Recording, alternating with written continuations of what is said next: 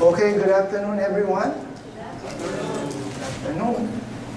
Everyone. Ang dami natin ngayon. We're so jam-packed today. So again, it's our first Sunday of the month. It's May 4, 2025. It's a new month, right? Normally, for the new month, we're supposed to have a new theme. Actually, the theme for this month, it's more about the subject regarding women in the ministry. But since we haven't finished the series that I have started, so we're just gonna be continuing with that. Because this month, we also celebrate the month for the mothers, right? So, but we're just gonna skip for the Mother's Day. But by next week, I believe, we will focus on the mothers. So, the message will be for the mothers. But for today, and to end the series,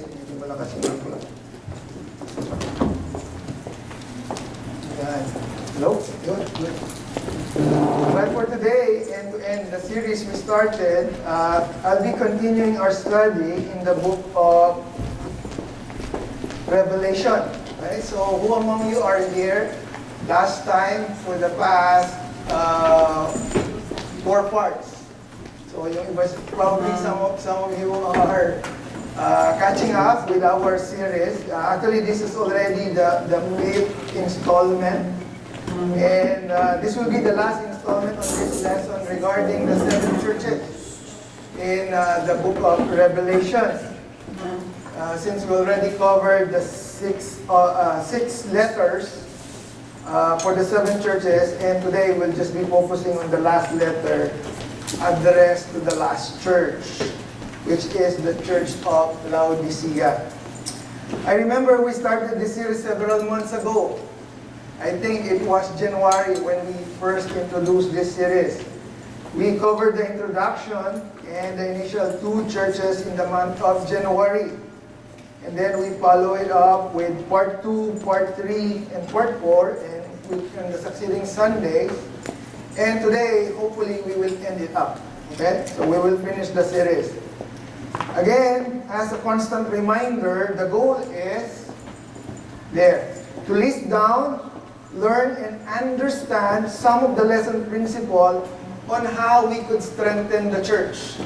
That is our goal. That's the big word for today. How to strengthen the church. And I guess everyone understands who the church is, right? It's not about the place. It's not about the location. It's us, the church, right? And this is based from the letter written for the 7 churches in Revelation. Who among you have read this letter already? So, we've been doing this part 1, part 2, part 3, part 4. So, I would assume some of you have already read it. Right? Who are guilty? I'm not reading it. No, I mean, I hope everyone have read it already. So, you could find this passage in the book of Revelation in chapter 1, 2, and 3. Okay, so if you are interested in studying it, you could go back to some of the videos we have posted in our church YouTube channel and watch the previous part. But for today, like what I've said, we will try to end it up, the 7th church. So to start, allow me to invite you all to stand up and open your Bible in the book of Revelation in chapter 3, verses 14 to 22. Okay, so this is the only thing that we're going to study today. And let us read the following verses. Actually, I have it on the board so you could follow along with me. Revelation chapter 3, verses 14 to 22. Okay, here. So, let me read it.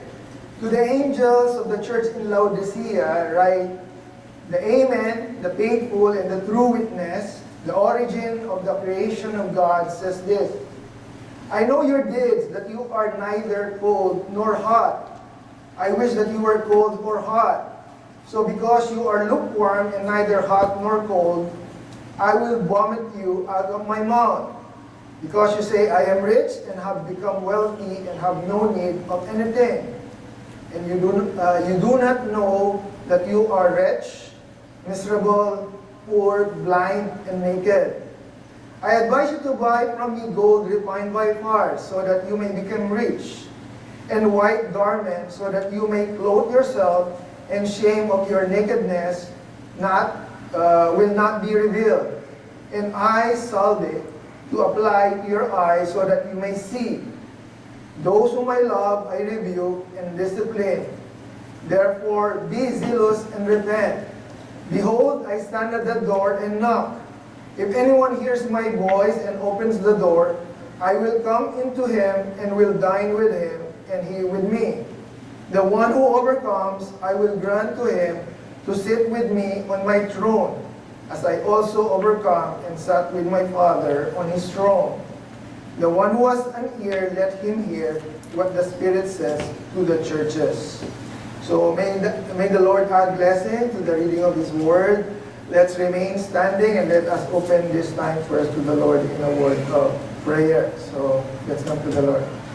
Our Heavenly Father God, Lord, once again, we would like to thank you for this opportunity, Lord God, for this afternoon that you have gathered us here together to praise you, to celebrate you, Lord God, to worship you, and to hear your message for us this afternoon. Lord, it's not an accident why we are here. Lord, we pray that you will be the one to deliver your word, Lord God. Prepare our hearts and our mind, Lord God, to receive your message for this afternoon. We entrust everything to you, Lord God. Lord, I personally pray that you cover me at the back of your cross. Use me, Lord God, only as your mouthpiece, as your footstool. Be glorified in our midst, Lord God, you and you alone. This we pray in Jesus' name. Amen. Amen. You may now all sit down.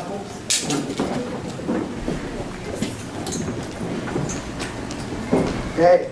So again, the title of the message, okay, give me 1 second.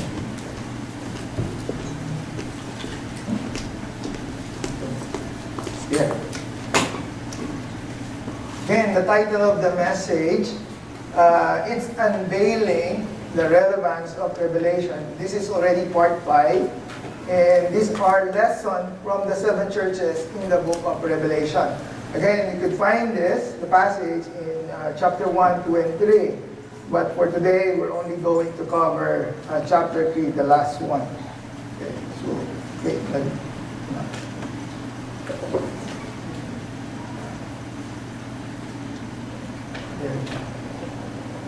okay. So before we start looking into the 7th letter, to the 7th church of Revelation, allow me first to show you this graph. Okay, actually this is the timeline that reflects the book of Revelation.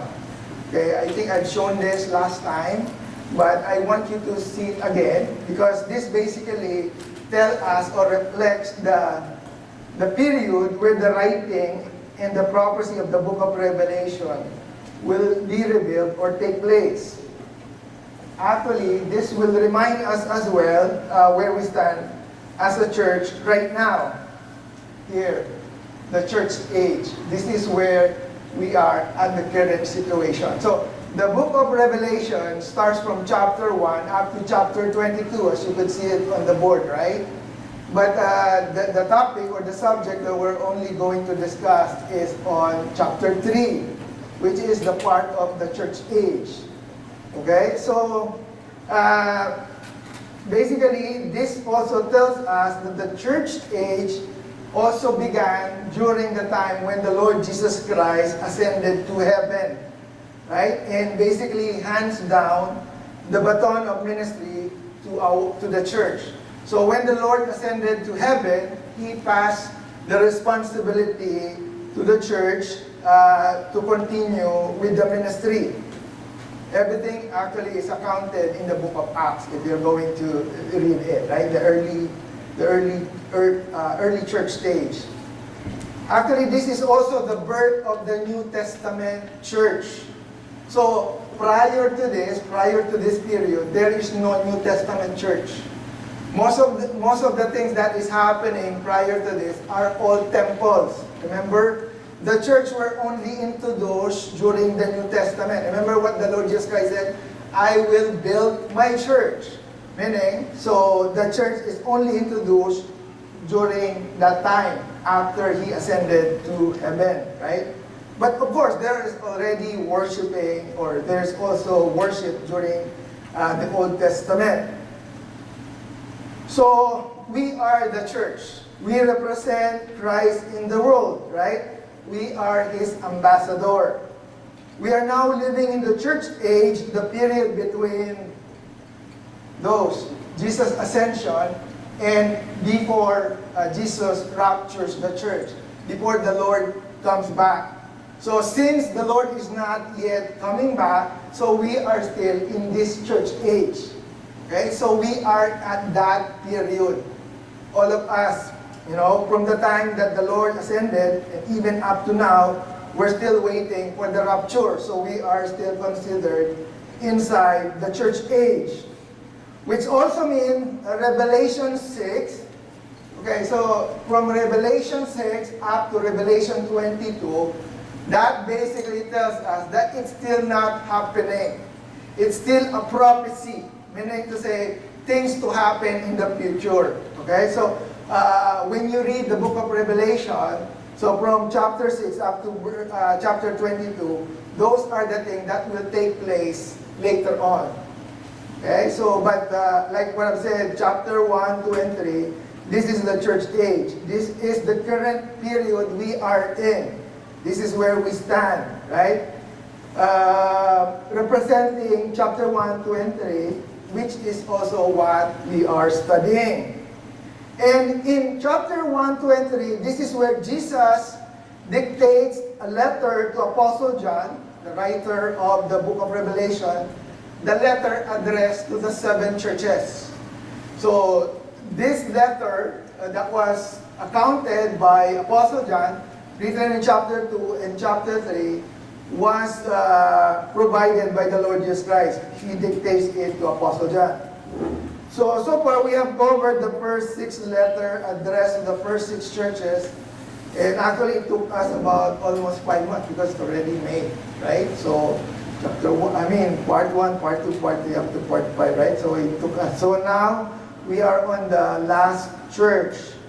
And that is the church of Laodicea. Chapter 2, verses 1 to 7, we covered the letter to the church of Ephesus. Okay, like what I said, if you want to read those information, you could read it. Chapter 2, verse 8 to 11, the letter to the church of Smyrna. And then chapter 2, verse 12 to 17, you could read the letter addressed to the church to Pergamos. Chapter 2, verse 18 to 29, that is the letter addressed to church of Thyatira.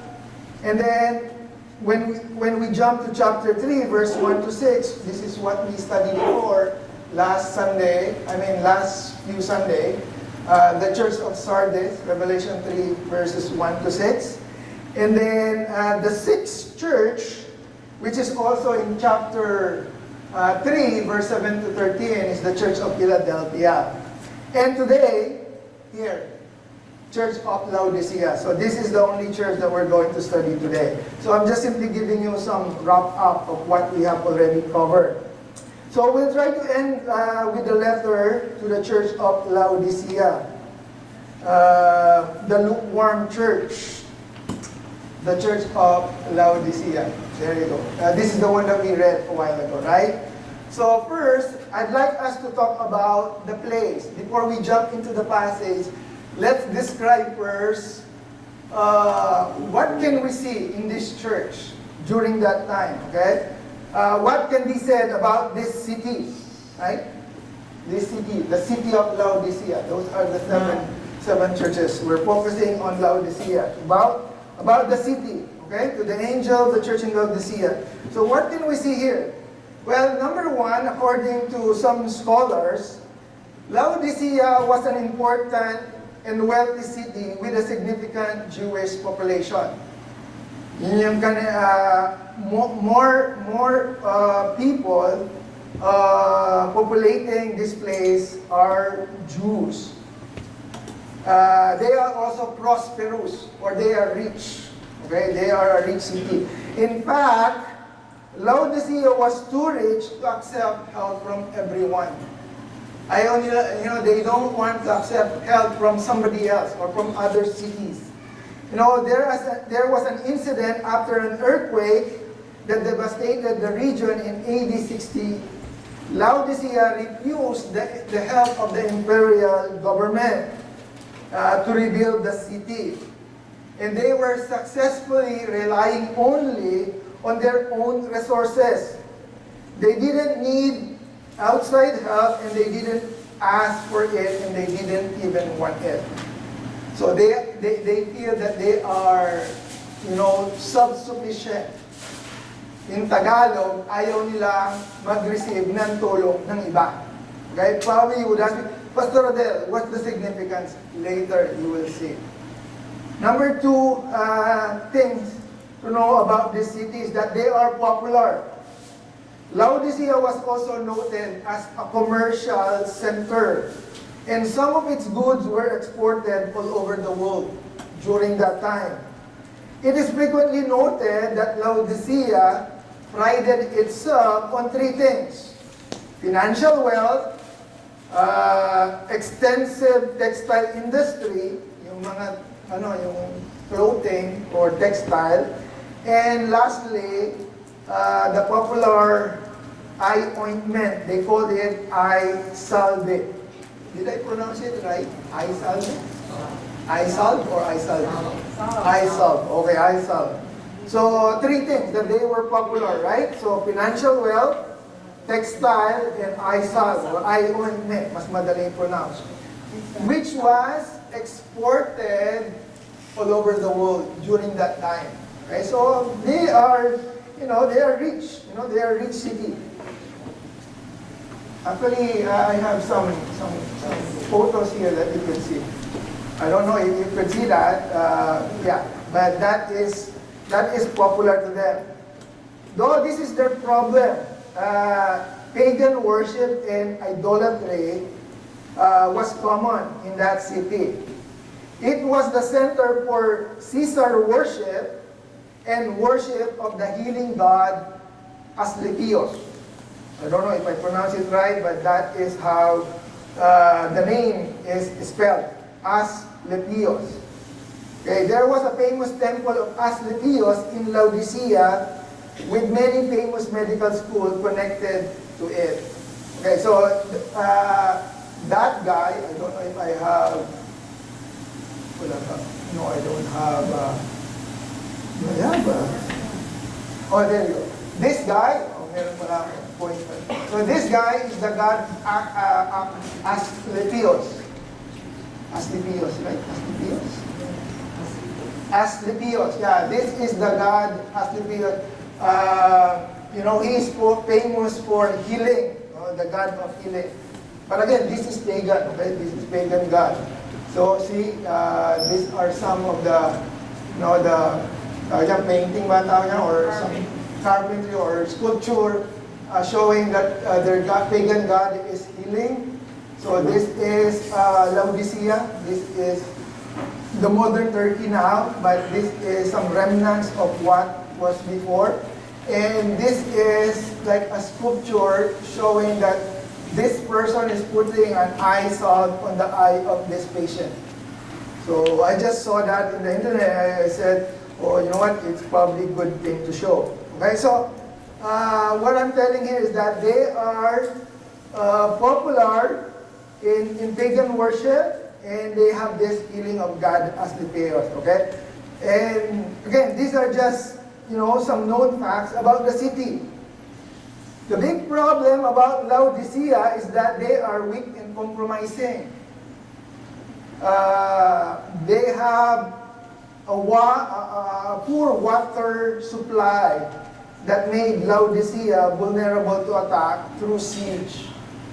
The water entering the city is, how can I say, it's very poor. Yung kanilang sewage system. The water. The water is coming from, I think it's 8 miles, going inside the city, And because of that, if an enemy army surrounded the city, they had have insufficient water supply in the city, and the supply coming into the city could be easily cut off. Because of that, the sewage system is so long, and when they have some enemy, the only thing that the enemy will do is just cut off the water supply, and then that's it. They would compromise and they would surrender because they don't have water, right? And that is why the leaders of Laodicea, or Laodicean, were always accommodating to any potential enemy and always wanting to negotiate and compromise instead of fighting.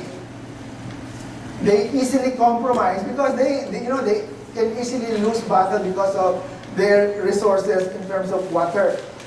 Their main water supply came on 6-mile aqueduct from a hot spring of Hierapolis, and because the water came from hot spring, when it arrives in the city, it's no longer hot. It becomes lukewarm because of the travel time of the water. So compared to the other city, this is how it stands. Boy, you cannot see it. Anyway, that is Laodicea. That thing there. This part. So if you notice, the red ones, I put it in a graph. The red ones indicate it's a negative attribute. Okay? So you could see in Laodicea, they are the center for Caesar worship, and they have the temple of Asclepios. But other than that, it's just the regular description of the city. And the other city, they have also their own negative attributes. Okay, so now we understand the city as a whole. Now let's see how the Lord introduced Himself to this city through this letter. Because remember, every time that you read that letter addressed to every church, the Lord will introduce Himself. Okay, if you read those letters. And in Laodicea, this is how the Lord introduced Himself. Okay? There. Yeah, so the Lord introduced Himself as the Amen, the faithful and the true witness. The origin of the creation of God says this. So, Jesus the Amen, right? Sabi nga naman, it's the Amen. So what does this mean? Actually, it means that Jesus is the personification and affirmation of the truth of God. Okay, how can we explain this? Actually, 2 Corinthians, Paul answers this or explains this in a better perspective here. So to understand what the Amen is all about, because that is how the Lord Jesus Christ described Himself, right? So in 1 Corinthians chapter 14, this is what Paul said. For the Son of God, referring to Christ Jesus, who was preached among you by us, by me and Silvanus and Timothy, was not yes and no, but has been yes in Him. Okay? It's an amen in Him. For as many as the promises of God are, in Him they are yes. Therefore, through Jesus Christ also is our amen to the glory of God through us. So basically, this statement of Paul is simply telling us that the Lord Jesus Christ is the affirmation of what God is saying. So everything that God will say, it is simply like saying, yes, it is true. Right? Or in a simple term, Jesus is what we call, it is done, or we could say, so be it. Right? It's like a concluding remark of acceptance of whatever God declares. We all agree in Him through Christ. So it's like a stamp of approval, an amen. So that is who Jesus Christ to them or to us. For this is how the Lord Jesus Christ introduced Himself. It is He is the affirmation of God's promises. Second, He also mentioned that He is the origin, right? In some translation, they use the word the beginning of the creation of God. But I think it is more appropriate to use that word, to use that word origin of the creation of God. Because sometimes when they see the word beginning, it's like the first in the row. But that is not what it means, right? Jesus Christ is not the first creation. He is the source of the creation. See the difference? Because sometimes, it's just like in a row, in a, tawag sa pila, right? What do you call pila in Tagalog? Queue, right? It's not like in a queue, right? It's not like, oh, you're number one, you're number two, number three. No, that's not what it means. He's not the beginning of the queue, but He is the source. So that is what He's saying, that He is the personification and affirmation of the truth of God, and He's the source of the creation. Okay, so that is how the Lord Jesus Christ introduced Himself. And that is the preface. Now let's talk about the people, okay, in the church. What about the church? Here. So it says there in verse 5, I know your deeds. The Lord Jesus Christ talking here, right? That you are neither cold nor hot. I wish that you were cold or hot. So because you are lukewarm, right? So the picture of lukewarmness here would immediately connect to the Christians of Laodicea. So the Lord Jesus Christ described the people inside the church that they are lukewarm. Right? Ano ba sa Tagalog ng lukewarm? What is the Tagalog? Maligamgam, right? So maligamgam daw sila, right? And again, the Lord Jesus Christ used that word lukewarm because when the Lord Jesus Christ used that word, the people could easily, what call it? They could easily get the idea. Because remember, the water supply entering the city of Laodicea is lukewarm. Right? So, they could easily, mas madali na maintindihan. They could easily understand, right? That it is not refreshing or it is not inviting. Okay? In a spiritual sense, lukewarmness is a picture of indifference and compromise. Okay? It tries to play in the middle. Not too cold or not too hot. Or sometimes it's too cold or too hot. In trying to be both things, they end up being nothing. Right? But don't get me wrong. Right? Don't get me wrong. There are some useful or positive ways in being lukewarm. But in this context of spirituality, it's not. Okay? So because of some people will claim, sometimes I prefer lukewarmness. Yes, it depends on your purpose. But on this particular passage, the purpose is for God's perusal, right? Or for His purpose or for His usage, right? So in His intention, being lukewarm, it's not. It's not good, right? So it's useless. The aspect of lukewarmness here is a picture of uselessness for the intended user, or like what I said, God's perusal. Hot water heals, cold water represses, but lukewarm water is useless for either purpose. So depende. But like what I'm trying to emphasize that on God's purpose, lukewarmness, it has no value. Being lukewarm is being likened to the idea of being undecisive, not stable, not willing to fully commit, and most of the times lacking. When you see someone who is lukewarm, he is a lukewarm person, right? So what can you imagine for a lukewarm person? He cannot decide whether, will you join or you will not join, or what, I'm okay, I'm just stay here. Or, no, it's okay, I could, he doesn't have passion, right? It is as if Jesus is saying, if you were not hot or cold, I could do if you were hot or cold, I could do something with you. But because you are neither, I can do nothing. Right? Think about it. The thief on the cross, right?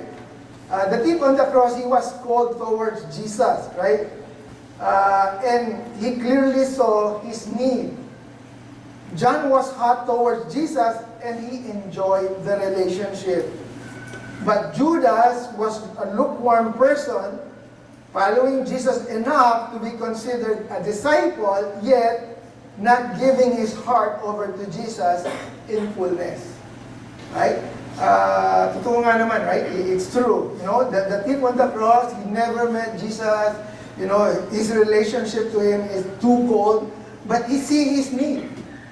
And also, John, he was always in relationship with the Lord. He's always with the Lord. So we could consider that his relationship was too hot to him. So he enjoyed the love, companionship of the Lord. But Judas, he was lukewarm. He's with the Lord, but at the same time, his heart is far from the Lord. Right? He's lukewarm. So he never get the benefit because of his lukewarmness. So again, it depends on the intended purpose, right? In some sense, Jesus preferred cold rather than lukewarm. Why? Because if you were so cold, that very feeling will might drive you to need His true warmness. When we are, especially yung mom ko, ginawin yan. Pagka giniginaw siya, when she was cold, she could, mas nare-realize niya na she need a blanket, right? So, same thing, right? If you are too cold, it's better because you will felt the need for warmth. Okay, so that was the people in the church. They are lukewarm. Okay, so I'm just simply explaining what lukewarm is all about. Do they have any commendation? Na-praise ba sila ng Lord itong church na ito? Because some churches are being praised by God. Do they have any commendation? No. Right? You cannot read any statement there that the Lord Jesus Christ is praising them. Instead, they have a problem. They were criticized. Right? What did the Lord Jesus Christ told them? Because you say, I am rich and have become wealthy, and look at this, and have no need of anything. You know what's the problem with the Laodiceans? The problem with the Laodiceans is that they put their trust in material prosperity and outward luxury, and in their physical health and strength. And this is what I was telling you a while ago about the city, right? Because they are so rich, they are so full of their own, my mind, right? Remember, there was an earthquake. They even refused the help of the imperial government at that time. Why? Because they are so proud. They are so prideful. Oh, I could survive. I don't need you. So they are so self-sufficient. Right? So this is the problem, right? And this is what the Lord Jesus Christ is telling them. Right? Ito sabi mo, self-sufficient ka, right? Remember, who is the one speaking to here, right? This is written by John, but it was dictated by the Lord Jesus Christ, right? They put their trust on the provision rather than the provider. Now, these are the people that work several hours to earn more so that they could trust on their own savings, thinking that they are forever young and strong. Ouch. Right? Can I repeat that? These are the people that work several hours to earn more so that they could trust on their savings, thinking that they are forever young and strong. Kahit ano pang gawin yung pagtatrabaho, tatanda rin kayong lahat. Tatanda rin tayong lahat. Right? So, but, these were the Laodiceans. They fear and they thought that they are superhuman. That they could always survive on their own provision. What if? What if the Lord says, kaya mo naman pala alisin ko na lang yung favor na binibigay ko sa'yo. What if? Right? What if the Lord said, oh, so, since you're doing so many things and you feel that you could self-sustain, let me remove the blessings and favor. No? Think about it. So, these people, they lost their sense for need.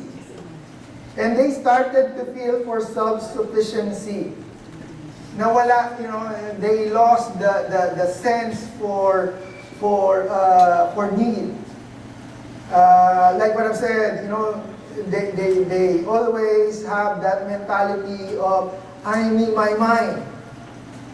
The I did it my way kind of thing. Parang, I could manage it. I could solve my own problems. I don't need any help or support. So, this is their problem. No? Sabi ng Lord, because you say, I am rich and I have become wealthy and have no need of anything. Sabi ng Lord sa kanila, yun ang sabi mo. So, this is their problem. And besides that, they also lack the sense of spiritual poverty. What do you mean, Pastor Adel? Okay, here. Let's see the following verses. Ang sabi ng Lord, and you do not know that you are wretched, miserable, poor, blind, and naked. So besides the Lord telling them that, okay, this is your problem, you have this feeling of self-sufficiency. Besides that problem, this is your problem as well. You are wretched, miserable, poor, blind, and naked. But wait, Pastor Adel, you said they are rich, right? They are famous for financial wealth. They are famous for textile. They are even famous for eye salve, right? Or that eye ointment. But why is the Lord saying they were poor and miserable and blind, right? Considering that they are living in the same city, including the church, right? So, something to know. No, it is not the church in Laodicea was spiritually poor, though they are, right? But the reality is that they were blind. Because they focus more on what the eye can see rather than what the heart can testify. That is the reason, when the Lord says that they were poor, the Lord is not referring to their physical and material wealth. The Lord is referring to their spiritual wealth. The Lord is simply saying, you were poor. Why? Because you are blind.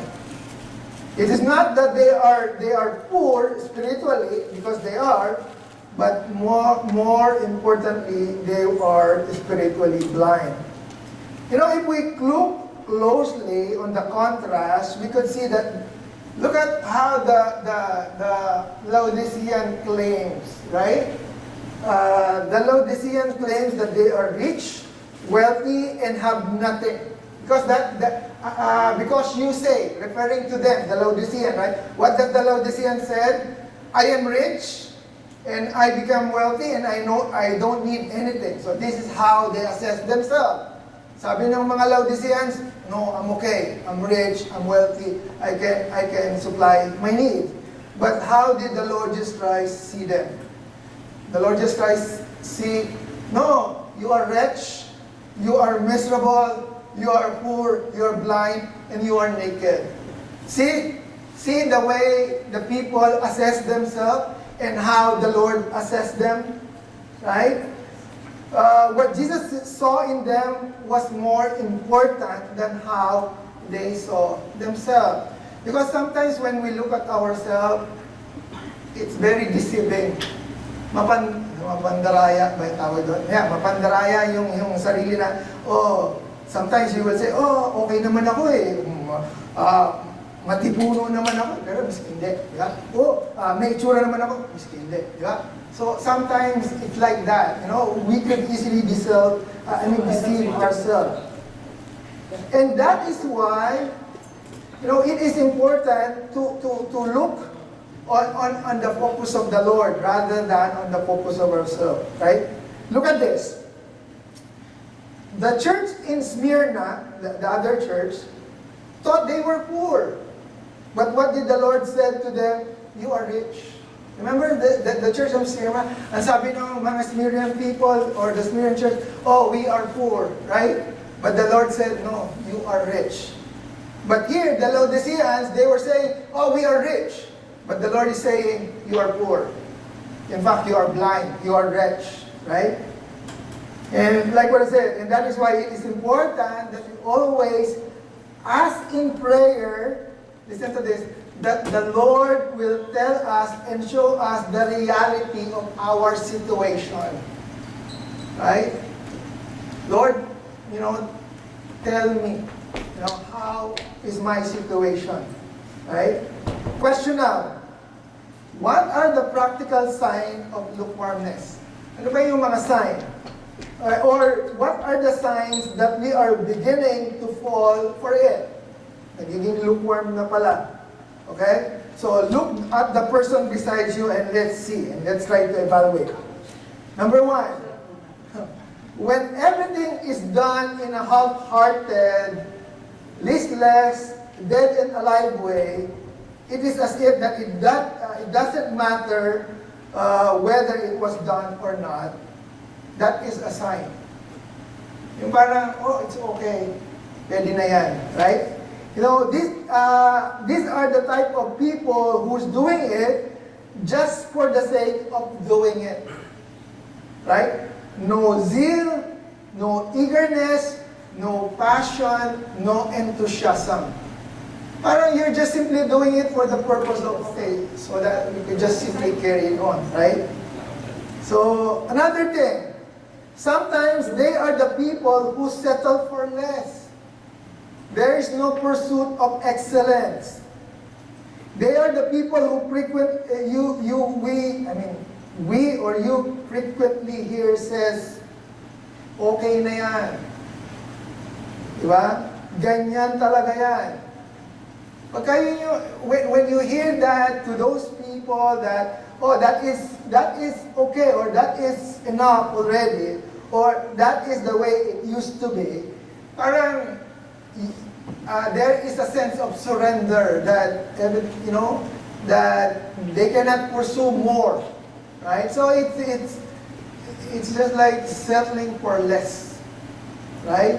And in God's purpose, settling for less is not acceptable. It's like being lukewarm. You cannot even give your best to the Lord, right?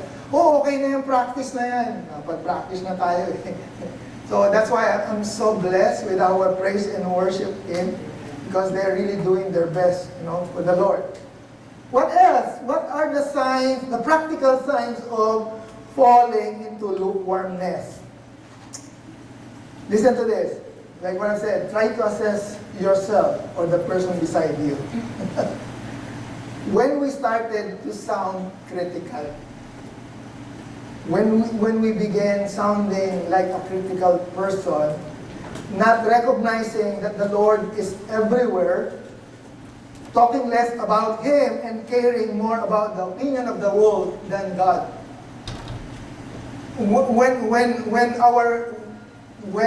we're losing our focus on God, but rather listening to the opinion of the world.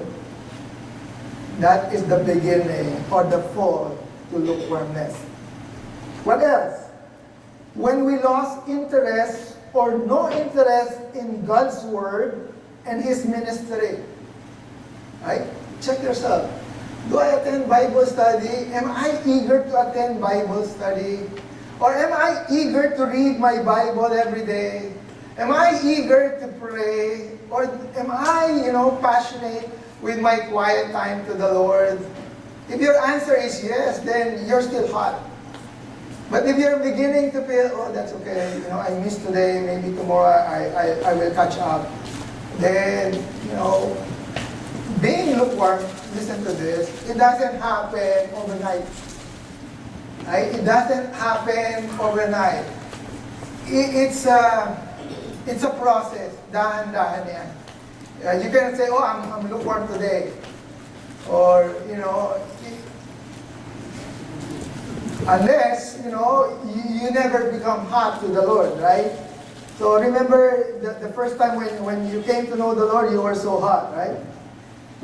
Again, we should always seek the perspective of the Lord in our life rather than ours or the people surrounding us. Don't get me wrong, the opinion of others is okay, but higher than that is the opinion of God, right? So, what did Jesus want them to do, the church of Laodicea? Anong gusto ng Lord? What did the Lord advise them here? The Lord advised them to buy gold from Him, refined by fire, so that they may become rich. Oh, I thought they were rich. No, they are not.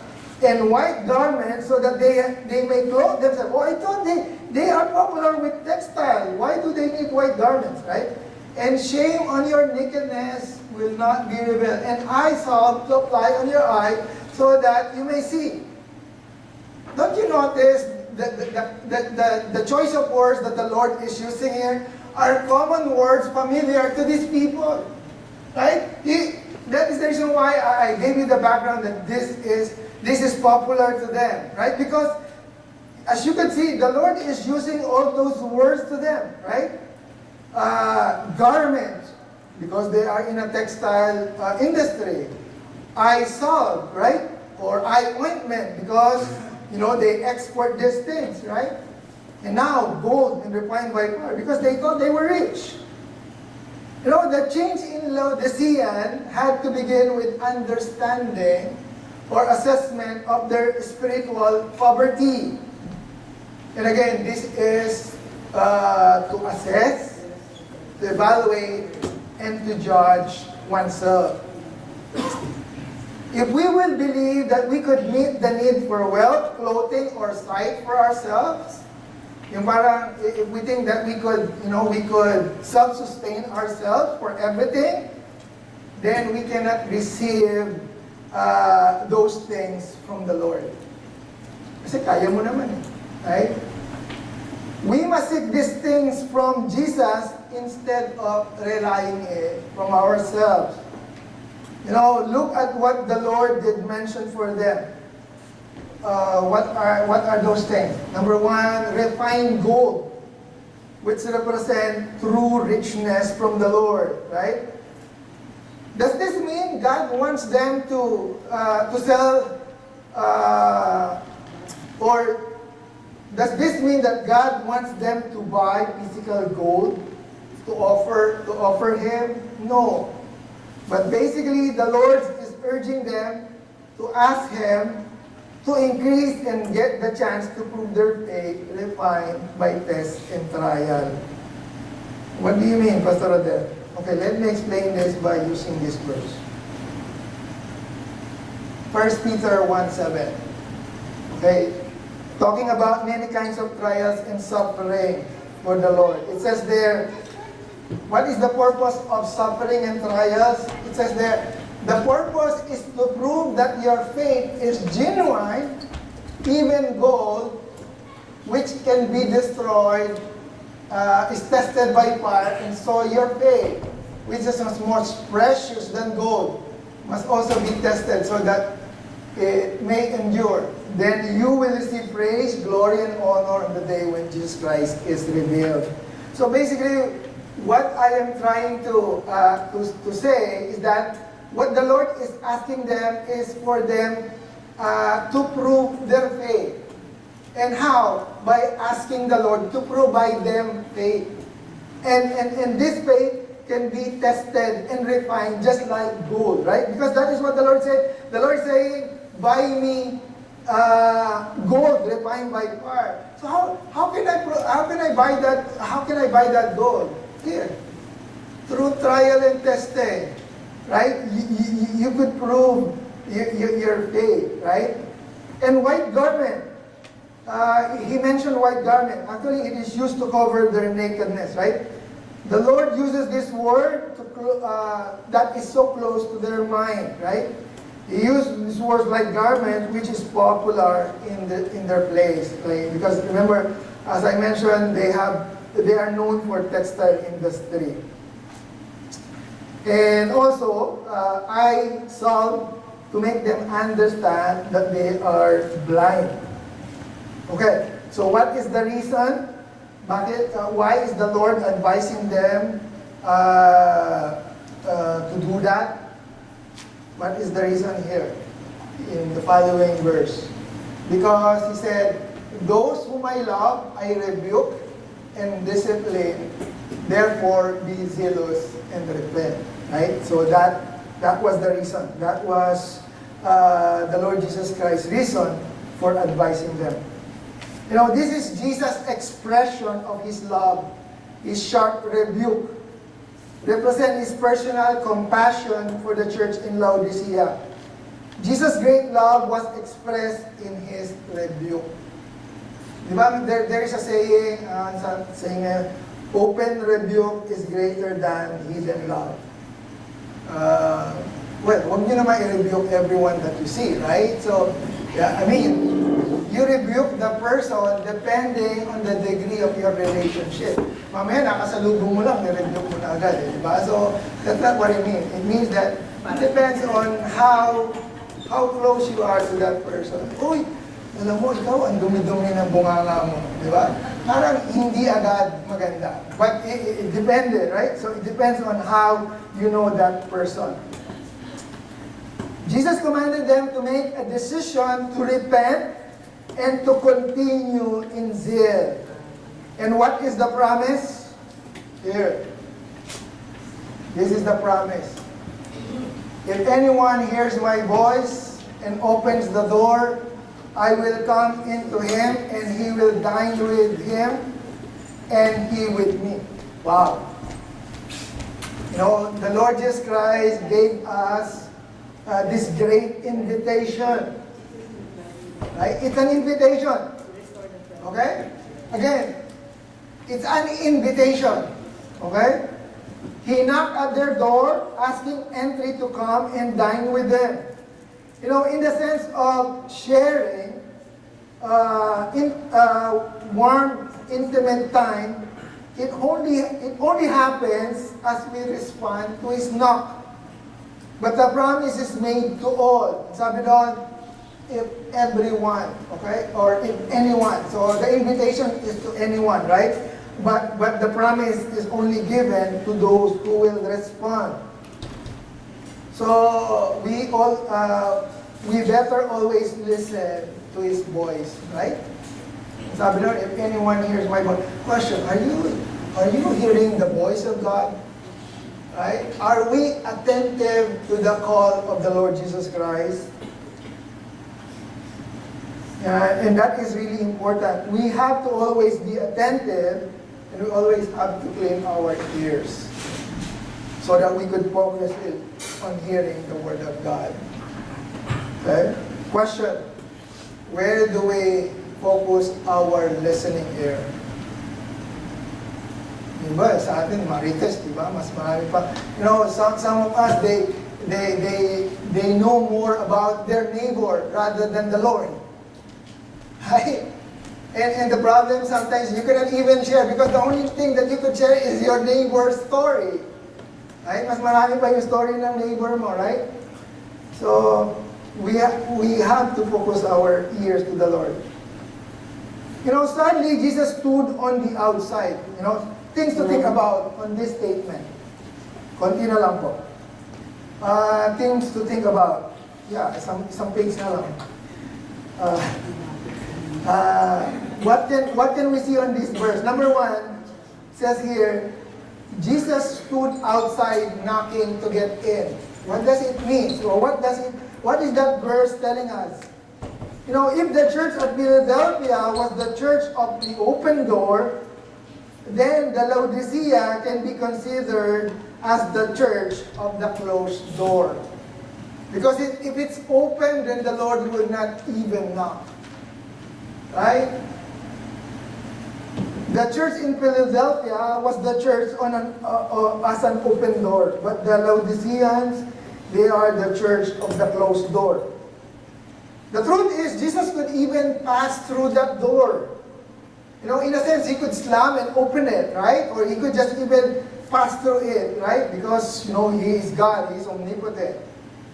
But this gives us the idea that the relationship he offers, it comes in an invitation and not by force. Jesus wants us to come to Him voluntarily. Hindi dapat pinipilit. Sige na, sama ka na.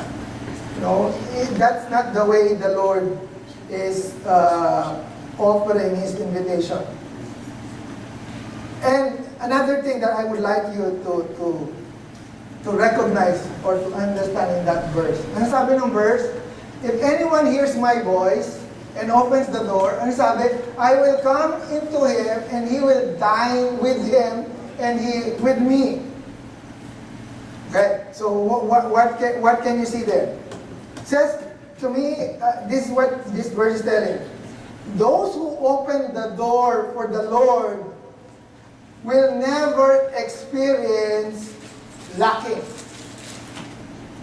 Those who open the door for the Lord will always experience dining, which represent abundance. Question is, how come we've been with the Lord, we open our heart to the Lord, but up to now, we are still all starving? Or some of us are still starving. Ano sabi ng Lord? He will dine with you, and He with me. So bakit hanggang ngayon parang gutom na gutom pa rin tayo? Right? I don't know. I personally believe that once you surrender your life to the Lord, of course, there would still be trials, testing, temptation. But for those who follow the Lord and obey Him, He will dine with you. Right? Pwede mo sabihin, Lord, I'm dining with you, I open my heart to you, but why am I still starving? Right? Parang walang-wala pa rin. Why? Because we are like the Laodicean, feeling that we could always supply our own need. And that's the problem. That's the reality, right? Pagka yung kinakaya-kaya natin yung problema natin, we're trying to solve our own problems, then the Lord is saying, okay, do it by yourself.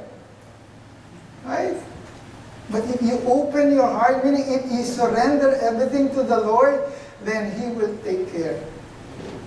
He will take. Of course, again, I'm not saying that it's going to be a bed of roses, don't get me wrong, but there would be blessing, right? There would be an abundance in Him, spiritually, most importantly. Okay, so what lesson principle can we learn from the church of Laodicea?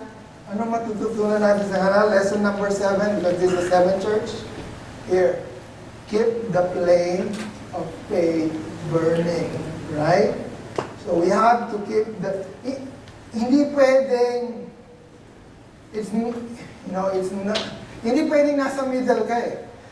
You have to be hot in pursuit to the Lord, right? You have to fan the flame, sabi nga nila. You need to keep that faith burning. So let's move on to our conclusion. Okay? Our conclusion. Again, studying the book of Revelation might sometimes be intimidating to someone. Maraming tao ayaw nilang basahin ang Revelation because they feel uncomfortable reading it. There are people who might be avoiding reading it. So because they said it's so difficult to understand, and even others find it less interesting as they find it irrelevant to their current situation. And lastly, others find it uncomfortable to read because of the tribulation described on the later part, right? So sabi nila, ang hirap basahin ng Revelation kasi nakakatakot. But for us Christians, that should not be the case. And that's the reason why I proceed to do this series. We study the book of Revelation because it teaches us about the plan of God which eventually empowers us and encourages us. You know, as we have seen it in the book of Revelation, it is a book full of God's promises for those who will follow Him here. And if there's something that you would like to take home, I want you to take home this. In Revelation chapter 1, verse 3, and sabi doon, "Blessed is the one who reads the book of Revelation, and those who hear the words of the prophecy, and keep the things which are written in it, for the time is near." Right? So reading the book of Revelation brings blessing. Right? So let's not avoid reading it and studying it. And I hope and pray that through the lessons we learned from the 7 churches from the previous Sundays, I pray that it help us become a stronger church. So what are the lessons from the 7 churches? Here, number 1, rekindle our first love from the church of Ephesus. From the church of Smyrna, be fearless and faithful in suffering, because they are the persecuted church. For the church of Pergamos, do not compromise, because they are the compromising church. For the church of Thyatira, be strong and steadfast in temptation, because they are adulterous church. In the church of Sardis, repent and strengthen what remains, because they are dead church, right? And the church of Philadelphia, the last church we studied before this, remember that in our weakness, Christ is our strength. He is strong. And lastly, in the church of Laodicea, keep the flame of faith burning. Let's pray. Our Heavenly Father God, Lord, once again, we would like to thank you for this message that you have given us from the time we started, Lord God, studying this letter from the 7 churches in the book of Revelation. Lord, thank you for enlightening us, Lord God, that we should not be afraid in reading the book of Revelation, but rather feel blessed for understanding, Lord God, your purpose and plan for each and every one of us. Lord, thank you for the experiences and for the lessons, the principles that you have written, Lord God, for these churches, that we can also apply it into our lives and also to our church. Lord, thank you, and we commit to you, Lord God, this lesson, and we pray that you will plant this into our heart, Lord God, and be reminded always of what you would like us to accomplish as a church as a whole. Thank you, and we love you, Lord. This we pray. In Jesus' name, amen.